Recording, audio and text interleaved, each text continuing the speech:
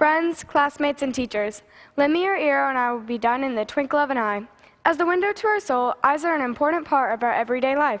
They show moods, feelings, tears of joy, or of pain. Your eye color can even be traced back for generations. Hi, I'm JC Lee, and I'd like to share with you what I've learned about eye parts, eye protection, and eye color. Let's take a glimpse into the anatomy of the eye. When we see, light is being bounced off an object and reflected into our eye. The first layer light reaches is the cornea. This clear top layer is unique because it doesn't have any blood vessels, but it has a lot of nerve cells.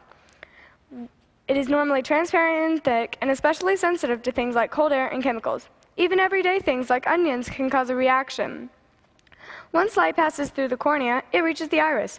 This section of the eye is usually blue, brown, or green, but we'll talk more about window colors later. The iris is vital in our viewing pleasures because it controls how much light gets through our pupil. In a dimly lit room, the iris expands, getting larger to let in as much light as possible. On the other hand, when there is too much light, the iris contracts or shrinks to limit the blinding light. When we go from one extreme to the next, say a dark movie theater, to the bright outdoors, it takes a minute for our eyes to get used to it. This is our iris trying to adjust so only the right amount of light can pass through our pupils. Once light passes through this round pitch-black hole known as the pupils, it reaches the lens. Here, the cornea and lens focus the light onto your retina, where millions of light-sensitive cells called rods and cones jump into action. Their job is to send signals with all of the information up to the brain through the optic nerve. After the brain receives the information, it makes sense of the image, even flipping it right side up so you can tell what you're looking at. If the brain didn't flip them right side up, we would fall a lot more. Who knew so much work came with just one little peek? With so much responsibility, we need to make sure we take care of our baby blues and keep them safe. Let's begin with some cool shades. Sunglasses with ultraviolet ray protection help shield our peepers from the sun's dangerous UV rays. You know, so our eyeballs won't burn up. No, seriously, if you do know someone who uses the tanning bed, make sure they wear protective eyewear, otherwise they could suffer mild to severe eye damage as shown here. Also, if you're working with chemicals, make sure you wear goggles to prevent anything from splashing up into your eyes. If this does ever happen, run cool water over the affected eye until an adult can come and help. Speaking of chemicals, do you open your eyes underwater? I always had, but will grab my goggles after this. I knew it stung some and everything was blurry for a bit, but through my research, I now realize this could really damage your eyes. The pain is caused by a variety of microscopic substances that are in the body of water you plunge into.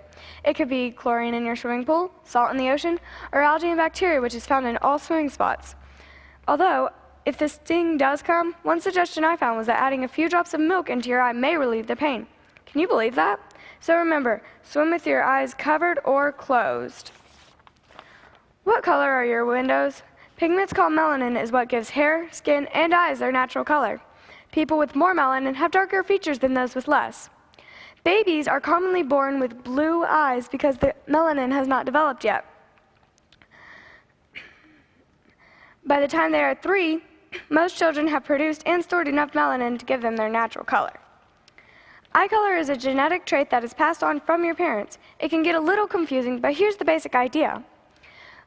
Brown is a dominant trait. Blue and green are both recessive traits, but green dominates over blue. Depending on your parents' eye color and the recessive color they carry, your eyes will have the shade of the dominant color. Traits from your ancestors can show up much later in the family tree, so this equation is not 100% reliable. Have you ever heard of the term heterochromia? I had not either until my mom noticed my hazel brown eyes appeared to be army green. My dad and I both have a mixture of brown and green in one of our eyes. Although heterochromia is uncommon, as I began my research, I discovered my Aunt Michelle has one dark brown eye and one very blue eye. My great Aunt Anne has one green and one blue. My Aunt Susan has both blue, but one section is brown. In conclusion, I hope you have had an eye-popping experience and learned all about the anatomy of your eye so you can better understand how it works. Knowing that, you can take better care of your peepers and protect them from things in your everyday life that could damage your vision. I also challenge you to explore your family tree and check out those dominant and recessive traits and find out who has your eyes.